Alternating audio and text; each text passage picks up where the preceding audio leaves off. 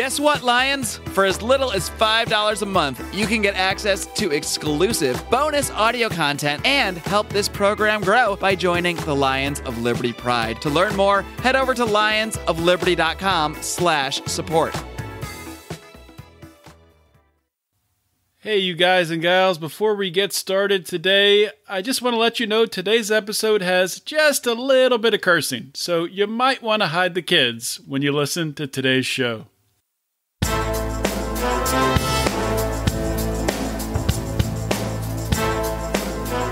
Welcome to Felony Friday, a presentation of the Lions of Liberty podcast.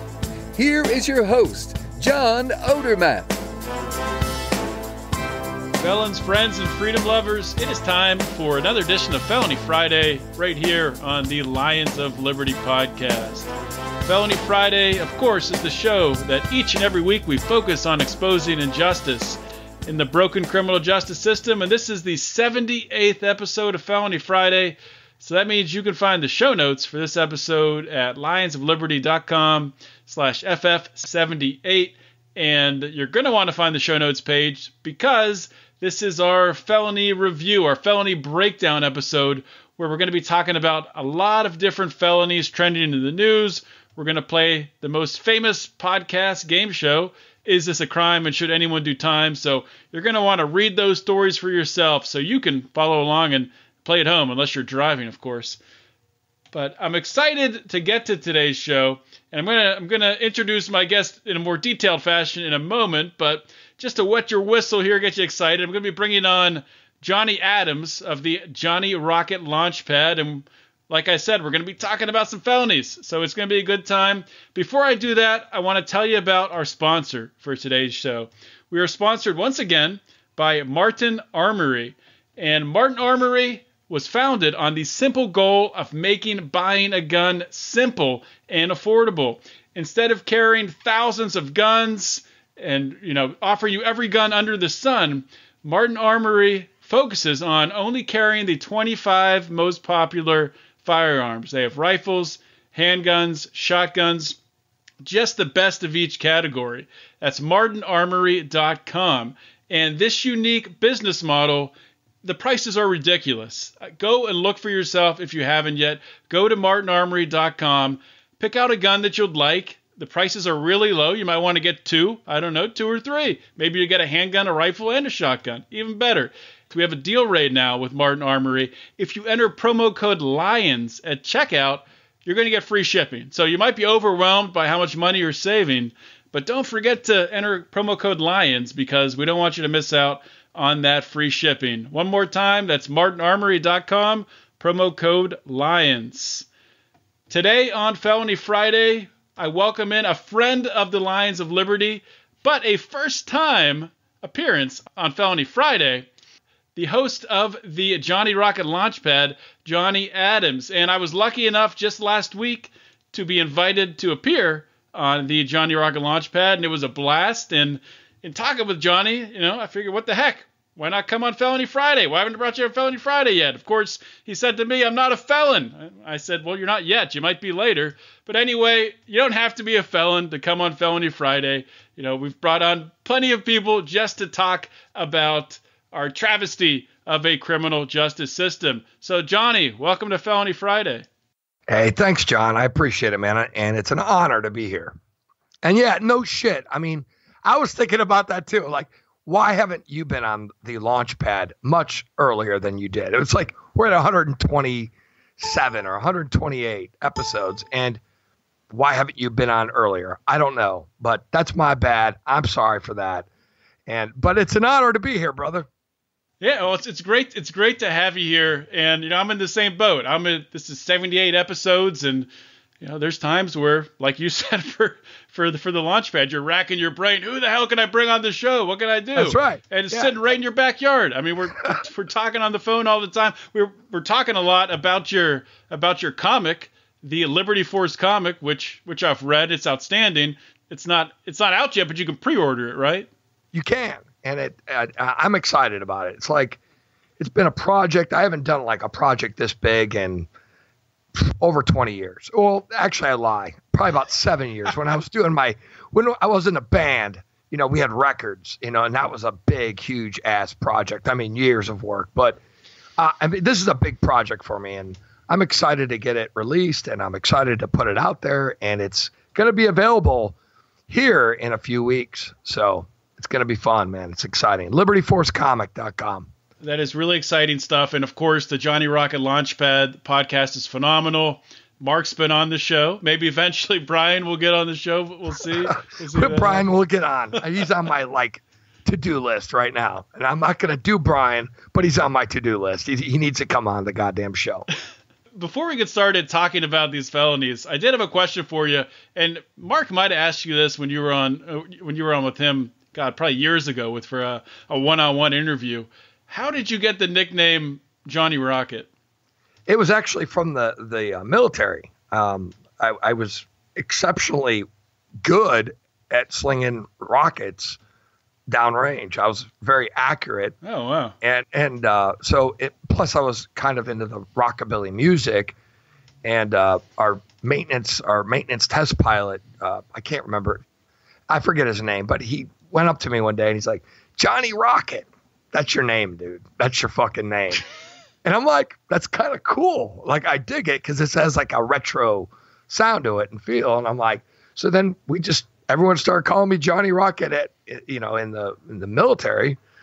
And so from there, I just kind of started saying, hey, I like that name. I'm going to use it. And I've been referred to it for, God, since 2003. So we're looking at 14, 15 years. Yeah. That is a badass nickname, and it works perfectly for the Launchpad, too. Johnny Rocket Launchpad, yeah. Yeah, there's a lot of, yeah. And when you say I had a blast, I'm like, hell yeah, you did, because you're at the Launchpad, There you go, yeah. See what I did there? Yeah. I see what you did there. So real quickly, what's the origin story for the Launchpad?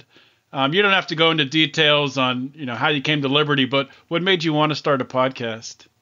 I lived in Seattle, downtown Seattle, and I was going to college, and I had a roommate, and Heather, was with me, and my roommate and Heather were all sitting around bullshitting a lot. And my roommate, was sitting there laughing because I would sit there and talk about libertarianism and just like, this is bullshit. The city is bullshit. Fuck this city. This is all socialist, And he's like, dude, it'd be hilarious if you did a podcast. I'm like, I don't know about that. But then I was thinking about it like, I guess I could. I'm going to school for audio engineering. Why the fuck not? And so I called up my producer who did our records, and he produced I was in a band called the Hot Rod and Romeos. And I called him up. I'm like, hey, dude, let's do a podcast. And he's like, fuck it, let's do it. And so Heather was on board, and we all just kind of came up with the idea together, and it's been going since. It's a wild ride having a podcast, and I've learned a lot about myself having a podcast. Picking out these stories for Felony Friday every single week. I mean, I don't do it every week. Sometimes I interview people, but on weeks like this, picking out stories, it can be a little bit difficult, a little bit heart-wrenching sometimes, and we do have some maybe uncomfortable stories to talk about today on the show. But before we get into those, before we talk about those more difficult stories, I want to talk about, a more positive story. This is actually something that we talked about on your show. When I was on your show, we talked about felons, once they get out of prison, once they've been, quote unquote, reformed, that felons still don't have the right to vote. They still don't have the right to own guns. All that stuff is still taken away from them. And we broke that down a little back and forth on your show. So as soon as I saw this story this week, it just jumped out and slapped me in the face. I had to talk about it. So the title of this story is the U.S. Top Court, the Supreme Court, deals a setback to gun control advocates on the felon ban. The short story here is, on Monday, the Supreme Court let stand a lower court's ruling, which states that uniformly denying felons whose crimes were not serious the right to own guns violated the U.S. Constitution's Second Amendment. So this opened the door for people with lesser felonies, the low-grade felonies, to challenge this federal ban. And there were two people from Pennsylvania, my state, who challenged this ban.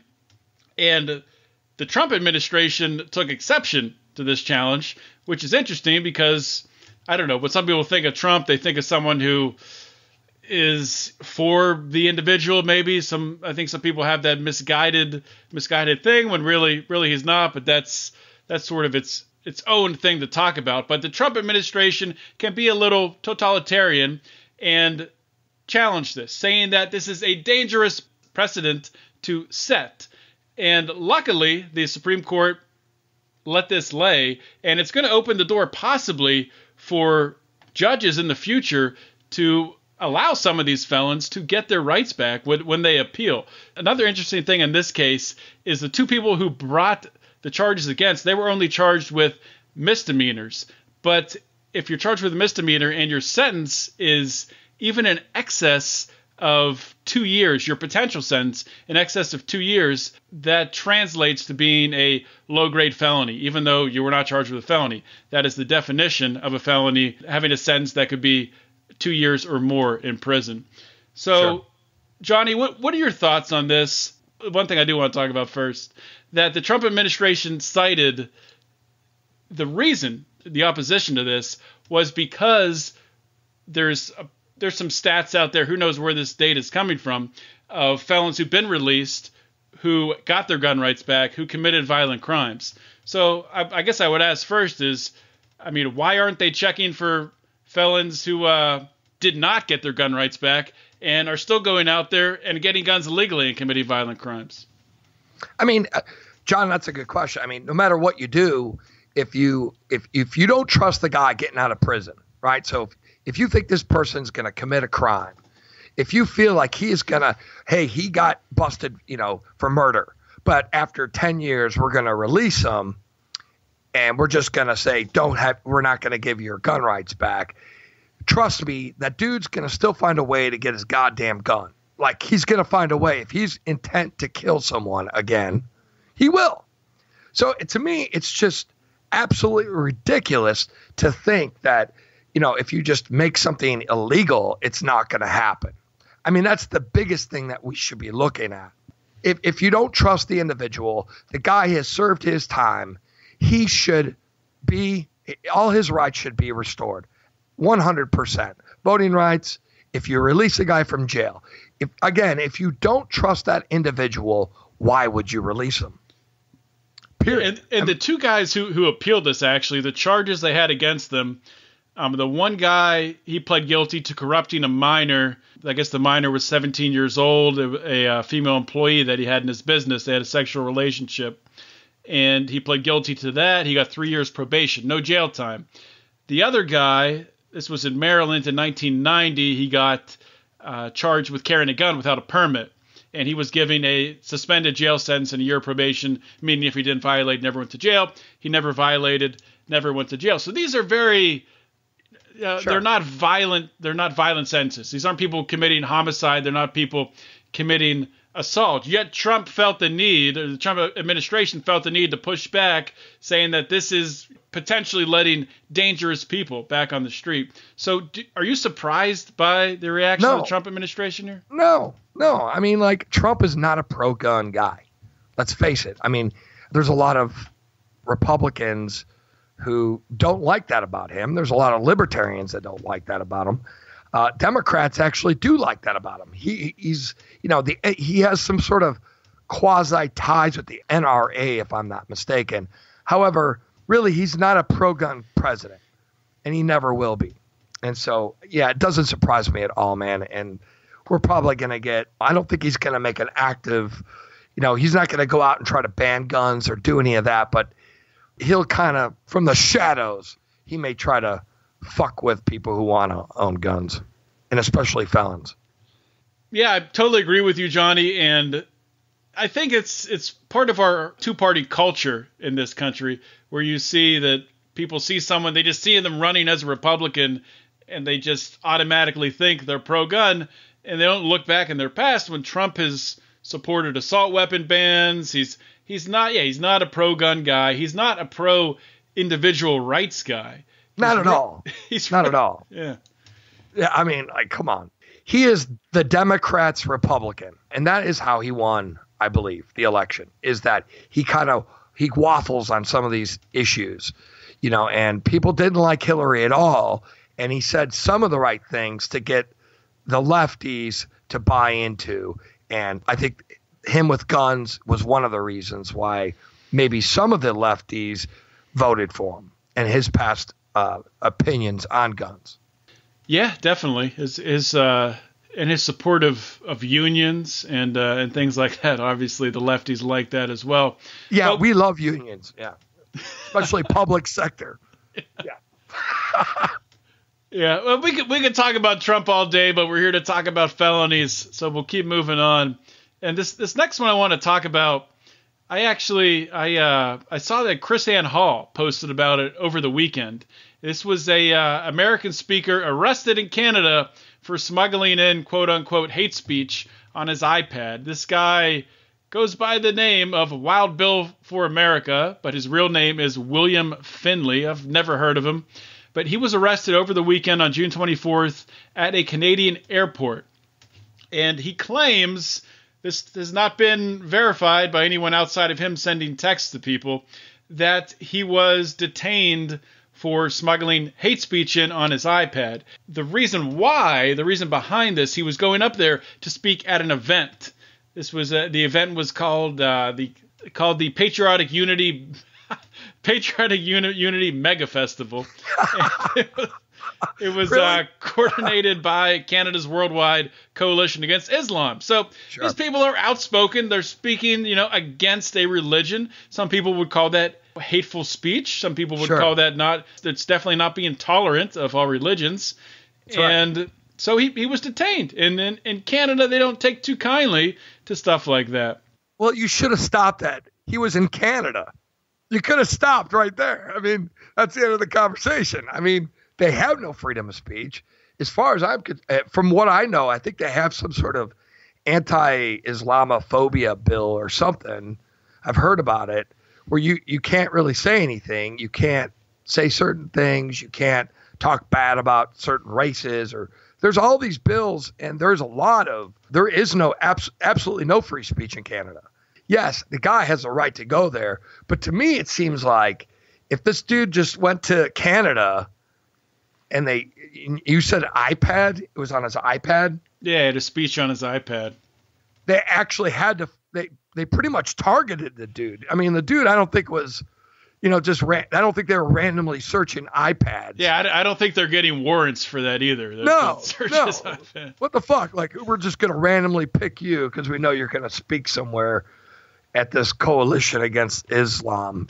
I mean, it is a free speech issue. Yeah, the guy he should have the right to say whatever he wants, regardless if you agree with it or not.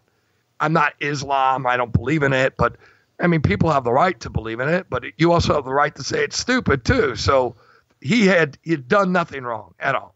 So I've had people challenge me on this before, where, for example, like with that Milo Yiannopoulos, where he was going to speak out in Berkeley and it was shut down. There were riots in the streets. I said on Facebook in some conversation with somebody who was liberal that it's important to protect that speech, even if you disagree with him. That's an important thing to be protected.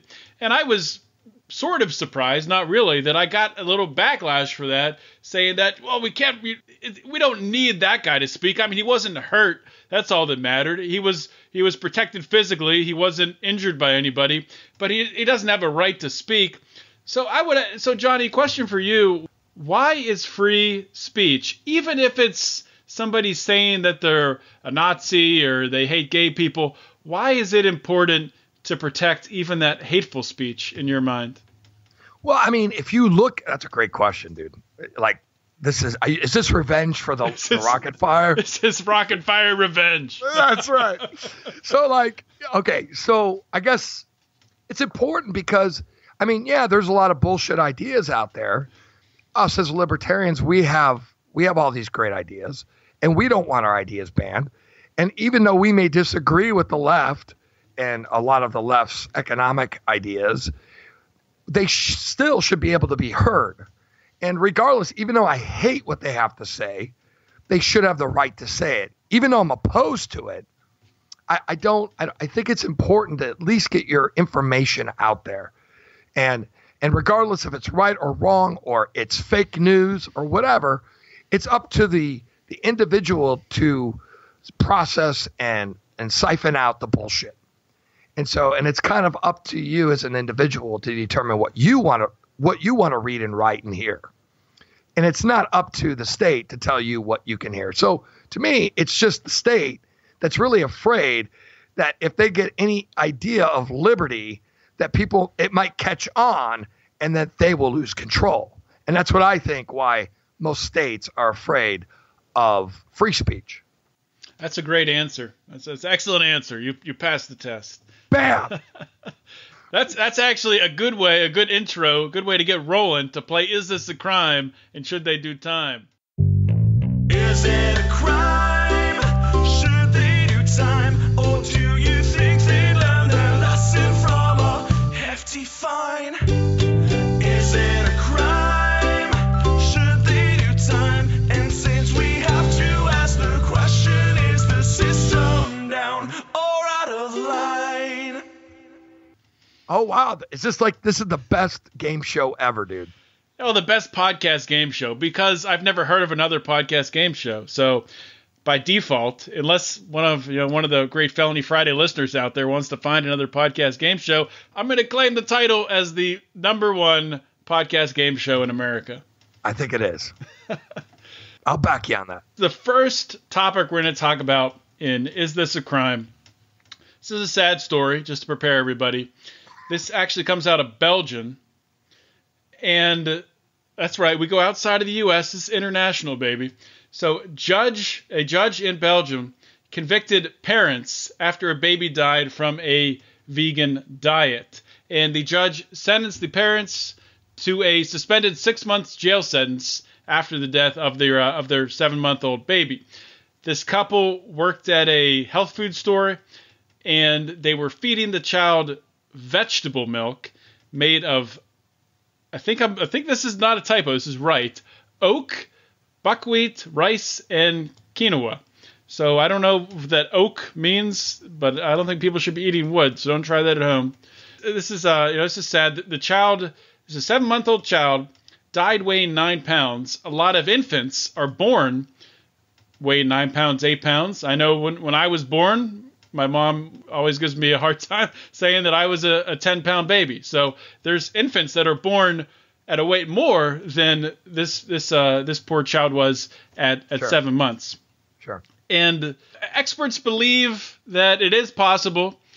Health experts in quotes, because everyone claims to be an expert in health food, and especially the government ones seem to always get it wrong. But they say it's possible to feed an infant a balanced vegan diet, but it's very difficult. It's very difficult to get enough nutrients and all the essential things you need, especially for an infant to thrive and to grow and to gain weight and to get everything they need. And the defense in this case, defending the mother and the parents, was saying that what happened here is the mother failed to lactate. They offered milk formula, and the baby declined. So they presumed that he was lactose intolerant, and apparently never took the child to a doctor. That's part of the interesting. Yeah, like the first thing I thought of is let's give the child wood, because, I mean, oak, definitely oak. That's what I would do. I would give the kid oak. Yeah, because he's not taking the formula, so let's just give him some oak. That's a good idea. Come on now. This is crazy, dude. Oh, man, I knew you'd do this to me after the goddamn rocket fire. So just one more thing here that I'm going to ask you if it's a crime. So the father gave some contradictory statements saying that they did not take the child to a doctor during the court sentence, saying that they never took the child to a doctor, but in fact they were taking the child to see a homeopathic doctor during this time that the child was losing weight. So Okay. the question here is, Johnny, is this a crime? And should these parents, I mean, they are being convicted and they are going to do a little time here, I think. Is that right? I'm going to say yes. And it's not because they're not murderers. But yes, it is a crime. There's obvious negligence in this situation. So yes, it's not murder, But yes, definitely negligence. And,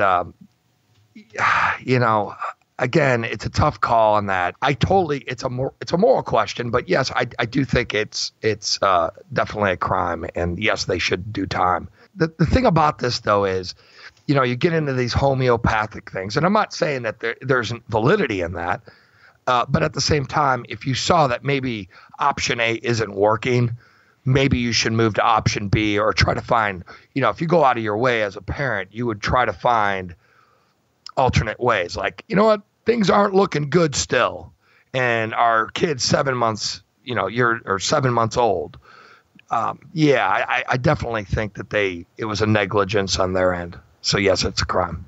Yeah, and as someone, I do have a daughter, so I've seen my daughter grow up from being very young to now she's almost 2 years old, and I don't know how.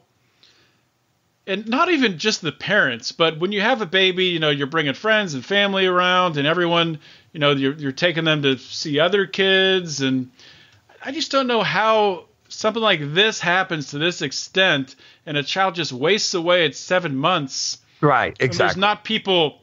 It's scary, really, that something like this can happen, and I don't. Obviously, you're never going to bring this child back. You could send these parents to jail for 20 years, and it's never going to bring this child back to life. So there's no reason for that. And there's no restitution to be paid. Exactly.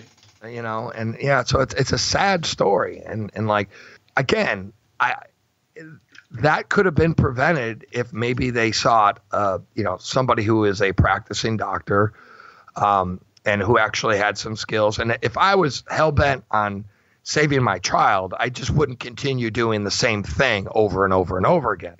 Mm-hmm. And saying, why isn't this working? Oh, they're like withering away. Oh, that's cool. We'll give them some more wood. We'll give them some more oak. I mean, it's bullshit. I mean, there's a negligence in there. And yeah, I do. I mean, some people might disagree with me, but I do think it's gross negligence. And I think that it is a crime. Yeah, I mean, believe it or not, there are some libertarians out there who do believe that the state should not have to force you to feed your children. Well, and that it goes. Oh God, that's Rothbard. That falls under Rothbard. But I know that's not the whole story, and that is taking Rothbard out of context a little bit. I think what Rothbard is saying there.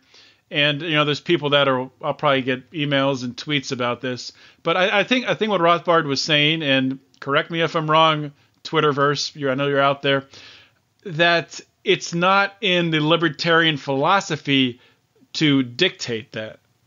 Right. I mean, there's kind of a moral responsibility and a personal responsibility of that child, and if you look at it, yeah, you shouldn't be forced to do that. I agree. But if this could also be handled in a libertarian society, and I think that if that case was heard to any judge, even in a libertarian or a free society, the judge would go, that is gross negligence, and you murdered your child, and you had other ways, and you had other options, and you didn't seek them out. So yes, it wasn't murder, but it would be a type of manslaughter in a sense. Hey guys, we're just going to take a real quick commercial break to hear from our sponsor for today's show. We'll be right back with more from Johnny Adams. I firmly believe one of the most important things you can do to protect yourself and your loved ones is to own a firearm. But for a lot of people, buying a gun can be an overwhelming process. There are just so many options, and not everyone feels comfortable walking into a gun store. Well, our friends at martinarmory.com are doing their part to change that. Martin Armory was founded with a simple goal: to make buying a gun simple and affordable. Instead of carrying thousands of different guns, martinarmory.com only carries 25. This allows them to focus on providing the most popular guns on the market at insanely cheap prices. And now, for a limited time, their prices are even more insane, as martinarmory.com is offering Lions of Liberty listeners free shipping. Simply go to martinarmory.com, pick an awesome gun, and enter the promo code LIONS. Again, that's martinarmory.com. The promo code is LIONS.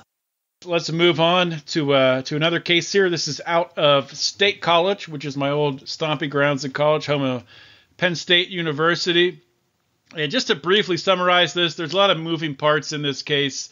But the high-level view, there's a doctor in State College. He's facing 6 felony charges for administering controlled substances out of the scope of his patient relationship. 6 misdemeanor charges on top of that. And his bail is set at $20,000. And what's happened here is this guy, Dr. Kenneth Cherry, he's an orthopedic surgeon at the University Orthopedic Center in State College, specializing in total joint replacements and hip and knee surgery. And kind of reading between the lines of this article, it sounds like he got involved in a sexual relationship with a woman who either was addicted or became addicted to some drugs, some prescription drugs that he was prescribing to her. And what happened was he was telling the investigators, he was investigated for several months, when it was actually a CVS pharmacy that tipped off authorities to this woman who was getting some pretty large doses of prescription drugs. Bastards. and this doctor wasn't actually seeing the woman as a patient.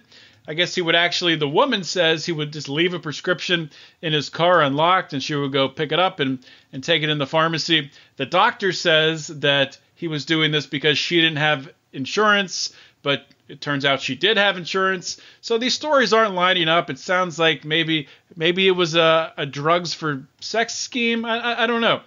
The question, though, is, there's a lot of things here maybe that could be crimes, or maybe none of it's a crime. So what's your view of this case? Is there a crime? Should this doctor be sent to prison for prescribing these prescription drugs?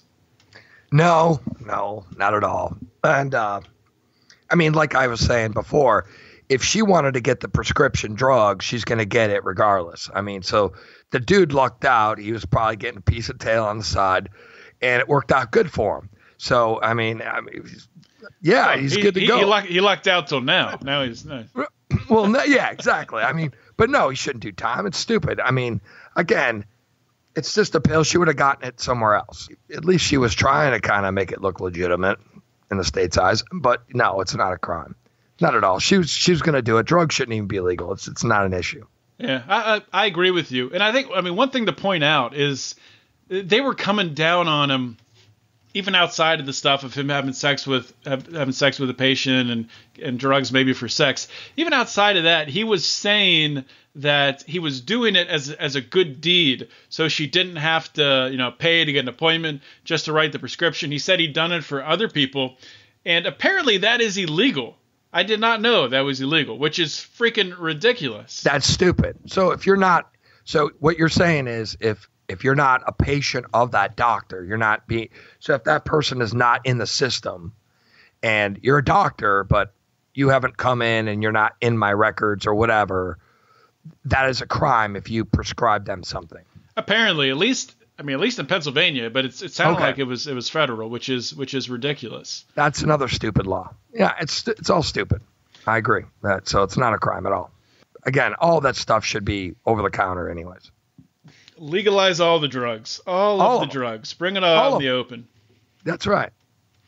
And I was talking to a friend today, and I've had the same conversation with many people, and they talk about, and I've actually had this conversation with my parents. I think they've changed their mind on it. But the older generation, the generation that's now in the 50 to 75 in there, I guess that's the baby boomers maybe. Right. There's still a large majority of that generation that they're like right now in Pennsylvania, we are legalizing medical marijuana. In Ohio, they're doing the same thing. And there's still a large majority of people in that generation who are afraid. They don't want these medical marijuana places opening up in their neighborhood. They're going to town halls. They're fighting it. We don't want drugs in our neighborhood. And it's just it's hard for me to even know where to start with that because it's so obvious. Just from a purely libertarian standpoint, the government does not dictate what you can put in your body. But even outside of that, it's been proven the war on drugs doesn't work. So that's right. Yeah. It's hard to even know where to start. Have you? I know you're in Washington, so you have fully legalized recreational marijuana. That's right. What kind of reaction has there been out there to that? Has there been some negative Nancy's? Well, I live in Federal Way, so right off of Seattle. And in Federal Way, I believe earlier this year they had they want to get rid of the recreational marijuana stores in this city or the small. It's like a city town. It's kind of, it's big, but it's not quite Seattle. And they do want to get rid of the recreational pot stores here. But to me, it's kind of stupid because if I'm a businessman, I'd be like, well, you're going to go somewhere else and you're losing all that income in that area anyways. So if you're a statist and you believe in taxes, you're losing out on all that tax money you could generate. But anyways, I think it's really stupid. There's a couple areas, there's a couple counties that are kind of against it. But for the most part, I'd say like 80 to 70% of the state is cool with it. Plus, I mean, all the pot smokers, they don't do anything. They don't commit crimes. They're too fucking stoned. They're playing video games and eating Cheetos. So, hey, God bless them. Yeah, and they're buying it at a place where it's only pot, so they're not even tempted to get heroin or to get something else. They're just it's all safe. It's all those owners of those stores. They have standards and they have quality, and they want to have pure pot, pure marijuana. Let them. I mean, I think it's great. I mean, if they want to do it, I would rather see a market handle it than some fucking guy down the street. Absolutely. That's why I brought you on, Johnny, because I agree with you. Like when I was a kid, I remember like a buddy of mine, he bought oregano and he thought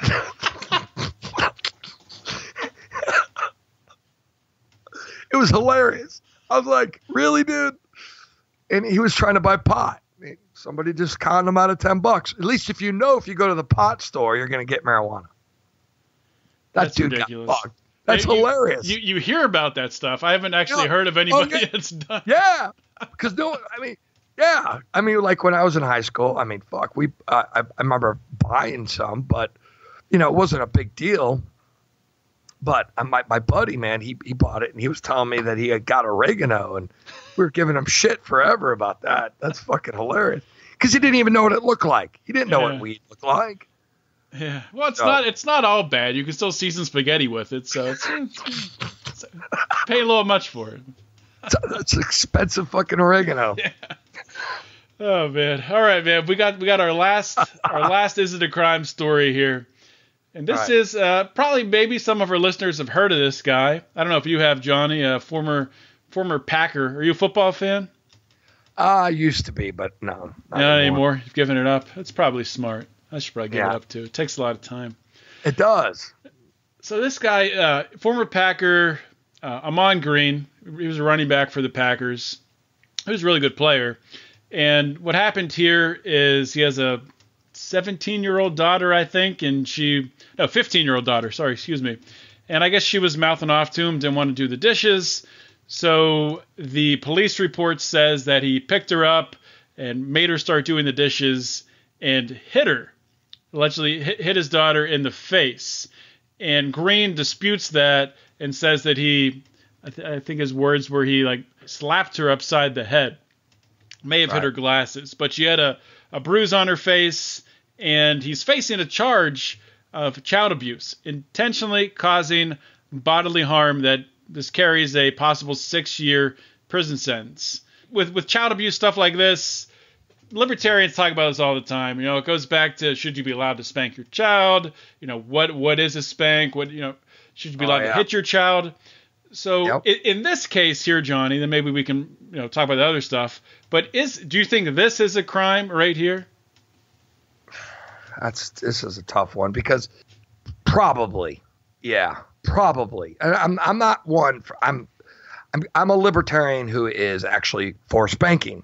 And I know some would be appalled by that, but her not doing the dishes doesn't justify her getting hit upside the head.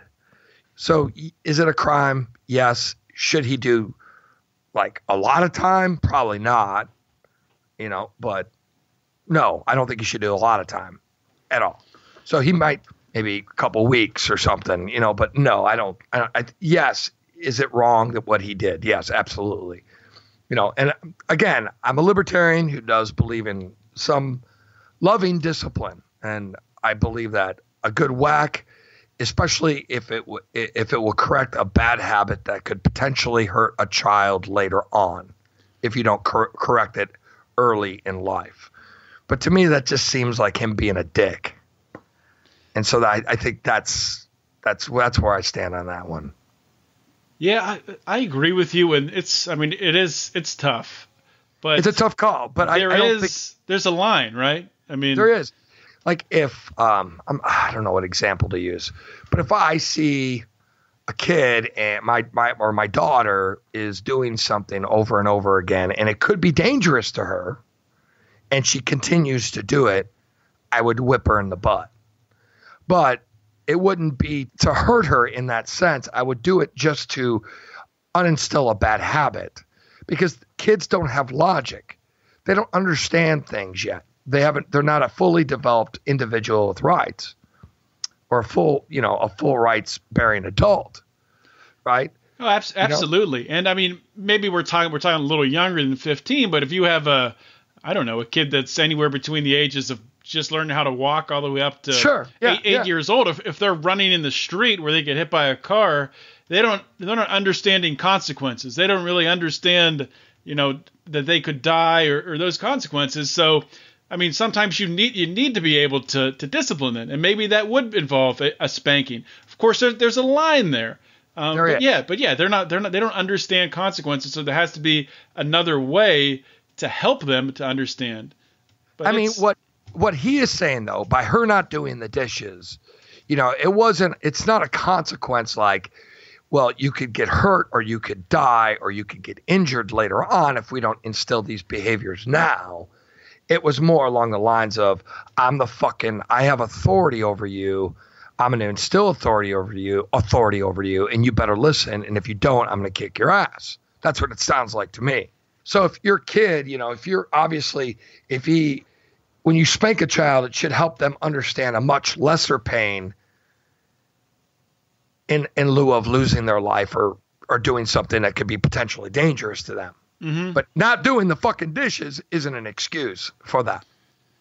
Yeah, that's not really a justified response. And I agree with you. And this kind of reminds me of, I don't know how long ago it was we talked about this, but there was a video on YouTube that I saw, and we talked about it on Felony Friday, where a son had skipped school and his father boxed him and videotaped it. And it was brutal. The father just beat the crap out of his son. That was way over the line. This is, I think, just over the line. I mean, you can't be hitting in the face for not doing the dishes. That's over the line. I don't know what the time should be. I don't really think there maybe should be any time. I mean, maybe some sort of probation or something, but yeah, exactly. That's what I was saying. Is it a crime? Yes. Should he do time? I don't know. I'm not a judge. But I would say very minimal, because here's the thing though, too, as libertarians, we do have to understand that we are also human beings, and like some people make mistakes. I mean, I've been mad at my daughter, and I have two daughters, and I've gotten angry with her when I probably shouldn't have. I never like hit her or anything, but I've yelled at her when maybe it was unnecessary. So we lose our shit sometimes. So you have to factor in those considerations too. Is this a trend with this guy? Who knows? Yeah, right on, man. All right, well, we're out of time here. Before I let you go though, Johnny, you got to plug everything you're working on. You got to give all your links. Okay, so if you like rock and roll and libertarianism, please check out the Johnny Rocket Launchpad. You can find it at johnnyrocketlaunchpad.com. We're on iTunes. You can find us on Podbean and Stitcher. It's a great show. If you're not a fan of hard, we swear, we cuss, we have a great time. And we have great guests like John Odermatt on the show. He was our latest guest. And also I'm working on a comic book called The Liberty Force Comic. You can find it at libertyforcecomic.com. And it's an exciting adventure about the hosts of the Johnny Rocket Launchpad in space, in a very Captain Video retro feel, and it's about tyranny versus liberty, and how do we get liberty back? So please check out the libertyforcecomic.com and also check out the johnnyrocketlaunchpad.com. And thank you very much, John, for having me on your show. Thanks for coming on. I just want to say one more thing. I do fully endorse the Liberty Force comic. And I'll tell you what, Johnny, that comic is going to be responsible for bringing a heck of a lot of people to liberty. I fully believe that. I hope so. I'm hoping so. And I think it's fun. And it's, you know what, actually, we were talking about this too. It could be good for, I wouldn't give it to like an 8-year-old. They wouldn't understand it. But yeah. 12 and above is, it's clean, unlike the show. So please do not send your kids to the johnnyrocketlaunchpad.com. But the comic book, I made it clean. And it also, by the way, I was stoked about this, John. This is big news. But Tom Woods did the foreword for the comic book. So even if you can't stand my ass, buy it for Tom Woods' foreword. There you go. Fantastic, Johnny. Thank you so much for coming on the show. Thank you very much, John. I appreciate it. Hope you all enjoyed today's interview with Johnny Adams of the Johnny Rocket Launchpad. I had a hell of a good time. That was a lot of fun. But guess what, guys? It's not over yet, because this is a sort of a 2-for-1 episode. I'm going to play for you right now a portion of my appearance on the Johnny Rocket Launchpad. I was on his show last week. I'm only going to play the beginning portion of it because in that part of it, I tell my story, the reason why I started this Felony Friday podcast. And I don't think I've told it maybe ever on this show. So I think it's good to share, and it's entertaining. It's just a portion of the podcast, though. So if you want to hear the whole thing, make sure to go to johnnyrocketlaunchpad.com, download the episode, go to iTunes, download the episode Stitcher, wherever you get your podcast, find it there, and be sure to subscribe to the Johnny Rocket Launchpad. All right, guys, here it is. Talking before the show, and you were like, this is easy. That's like what I was going to say. Johnny's like, don't worry. These are easy questions. But then you did. You're like, question 8 is going to be the hardest one I've ever written. Here's question 8. Damn. Question 9's even harder. So 9.5, which is it's a kick in the balls. Yeah. Information is free. The law. There is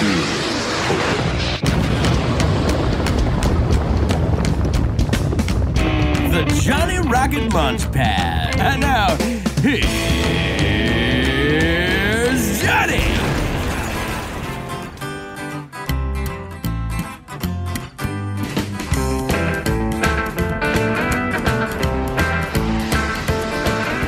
Hey, it's Johnny Rocket here at the Johnny Rocket Launchpad. Always launching ideas in your direction. America's only rock and roll libertarian radio show. I'm here with my co-host, Mr. Curt Nelson. Fucking hey, Johnny. How are you, brother? And this show's about liberty. Welcome to the Launchpad. And we're here to rock and roll and bring you the ideas of liberty.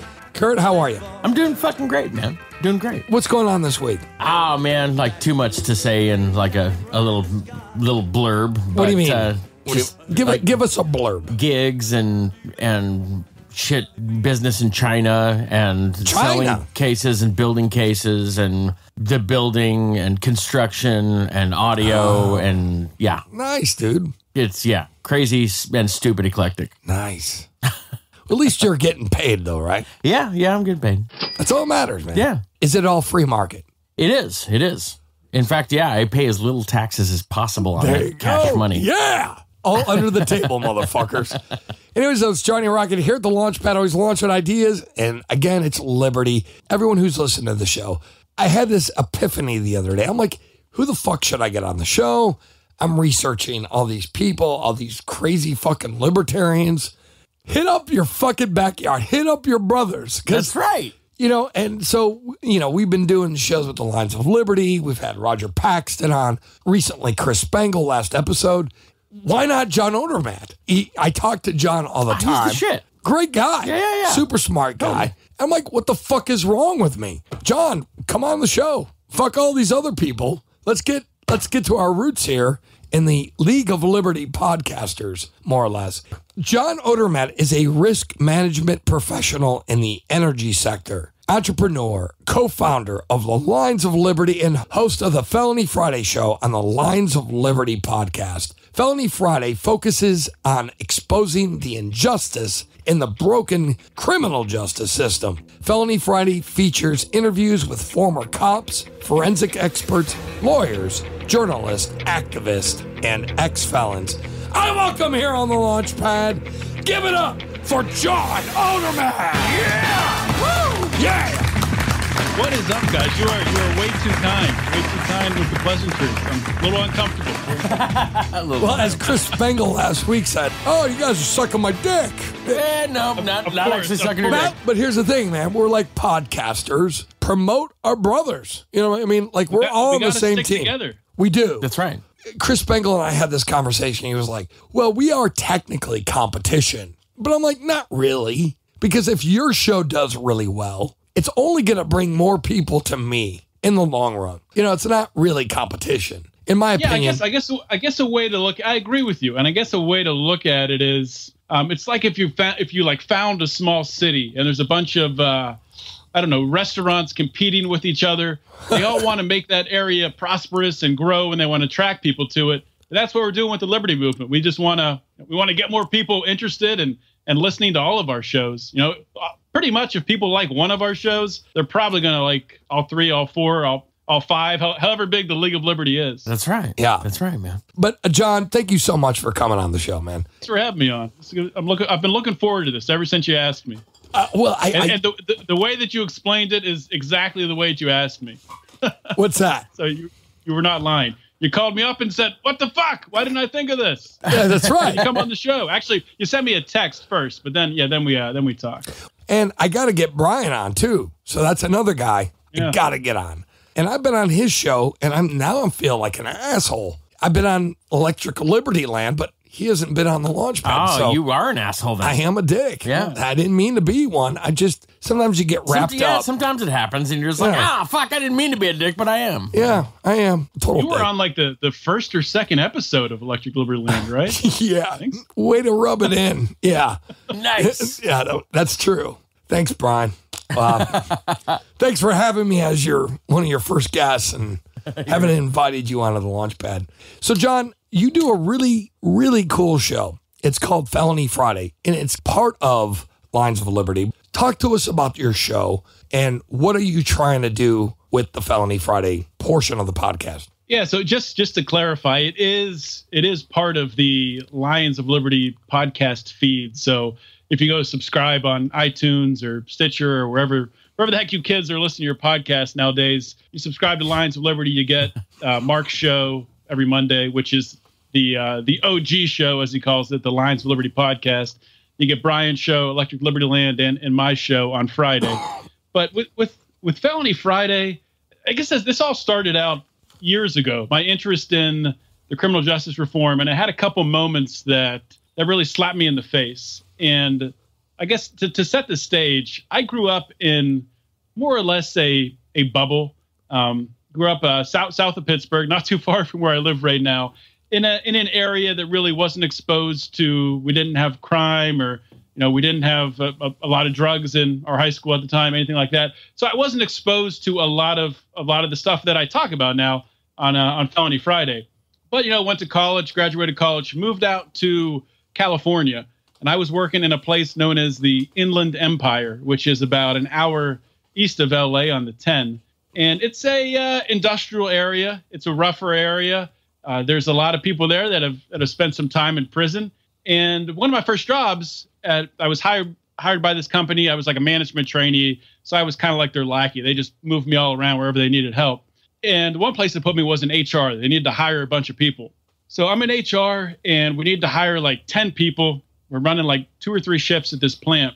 And I get all these resumes, and the HR manager tells me, go through these resumes, pick out the good ones, read them. I'll trust your judgment. That they gave me some tips ahead of time, but not much to go off. So I'm looking through these resumes, and I noticed pretty quickly that I'm looking at one. Okay, there's an ex-felon. no joke, like 90% of the applications were ex-felons. Right. So I took those all out, and I took the stack of what I had left, like 50 or so, and I took, the best ones. I took them to the plant manager and the HR rep, and they started looking through them. They're like, where's all the ex-felons? I'm like, I took those out. Like, you took those out. Those are some of our best workers. Go get them back. What is wrong with you? Yeah. So, I mean, that was my mindset at the time. That's how, and I think that's the way a lot of people think. A lot of people think, they don't want to give felons a chance. They made one mistake, and we can talk about later if it's actually a true crime or not, or a mistake. Of course, I would argue, I think you guys would agree, that most nonviolent drug crimes, really all nonviolent drug crimes, really aren't crimes. There's nobody being hurt. There's no injured party. But anyway, these people, they broke the law, and they're being judged for that their entire life. So that was a big learning experience. And during my time in California, working in that job, I got to know a lot of these guys, and I mean, they were great people. They were good people. I'll go golfing with them on the weekends sometimes. Excellent like felons people. Golf. Really? No, they have neck tattoos and they have facial tattoos. Well, I have neck tattoos, and I work at a golf course. Yeah, man. Are you sure you're not a felon, Johnny? Yeah, I'm not. Well, he's scary. I am. He's kind of a fucking scary dude when you look at him. Yeah, especially with that neo-Nazi flag on my forehead. Well, and the tat on the side of your neck, man. You might just have 666 on your forehead, man. I do. You do? Oh, it's under the hat. That's right. Nice. There you go. But I totally get what you're saying. Like, I've met people who've been in jail, and they're great people. They're just wanting to survive and make money for their family. And it's kind of a shame that criminal history has to follow them forever in their lives. I mean, like, why? If you serve your debt to society through jail or restitution or whatever, then your debt is paid. Why do you have to continually be judged and punished for the rest of your life? Well, a judge sees that as part of your punishment. I've heard judges say that. That's fucked up, though. You're gonna do, you're gonna get this and you're gonna get that, and while this may even seem like a little bit of a light punishment, you're also, whatever, second degree felon or whatever. So don't take this wrong. This felony is gonna ride around with you for, what is it, 7 years or 10 years before people stop looking at it.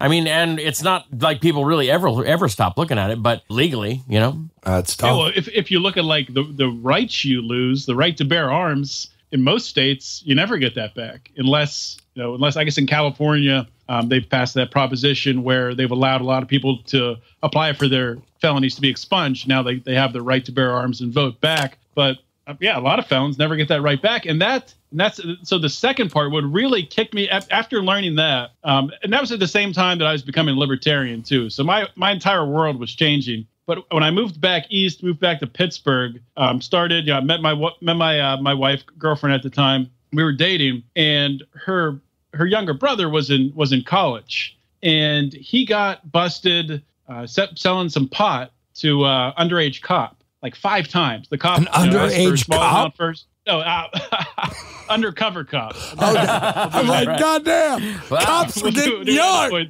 Yeah.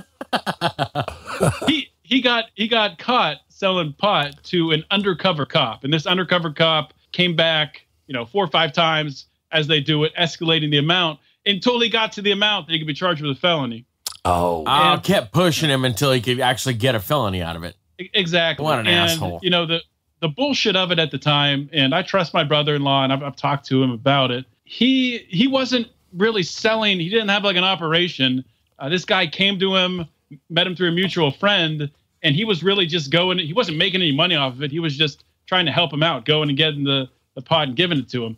So long story short, my brother-in-law gets convicted of, I think, 2 or 3 different felonies, and he ended up spending over a year in prison, which on some of the stories I talk about in Felony Friday really is not that bad, considering, some people spend 10, 20, 30 years in prison for freaking pot. Yeah. But anyway, a year in prison for a really small amount of pot, and time in a halfway house. And he has that felon label on his record, so he can never own a gun again unless something changes with the law. It's horrible. It's horrible. Hope you guys enjoyed that little bonus edition here on Felony Friday today. And of course, As you know, we have 3 shows per week here on Lions of Liberty. Every Monday with Mark Claire, the OG Lions of Liberty podcast. Every Wednesday with Brian McWilliams and Electric Liberty Land, your shot of culture, comedy, and liberty every Wednesday. And every Friday here with Felony Friday. If that does not satiate your appetite for liberty, then guess what? You can get more Lions of Liberty by signing up for the Lions Pride, getting access to all of our exclusive content that we produce just for $5 per month. If you want to give a little bit more and help our show even more to reach more people, you can join at $10 per month, get a free t-shirt, some other free goodies. And if you want to influence this show, you can join at our influencer level, the $25 level, and you can talk with us once per month on a conference call and give us ideas on what you want us to talk about, stories to cover, people to interview. You have our ear, and it's a lot of fun, and we have a lot of fun. We have a lot of fun with our conference calls every single month. If you guys haven't joined the Lions of Liberty Forum yet, what the heck are you waiting for? Do it right this minute. Unless you're driving, then don't do it right this minute. Pull over, get your cell phone, punch in Lions of Liberty Forum in the search bar at the top. It'll pop up, and as long as you have a profile picture of you and not some cartoon character, then we'll most likely let you in. So go ahead and do that. There's great conversations about the ideas of liberty every single day. For those of you that have been listening to the podcast, you know that we've been supporting a group called Donor C.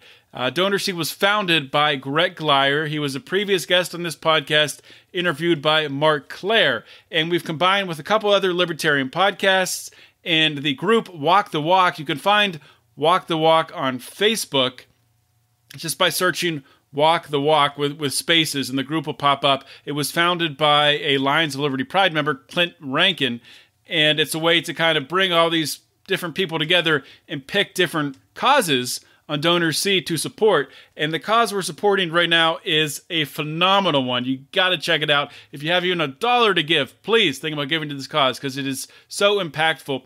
It's in Malawi. There's 300 families that they've had to walk 45 minutes each way to get their water from a dirty swamp. People die every year making this trek back and forth, diseases from the filthy water. What they're doing, what this project will do, is build a high-quality well right smack in the middle of the village, and it clears up the walk. I mean, think about number one, think about the time it saves. You don't have to walk 45 minutes each way.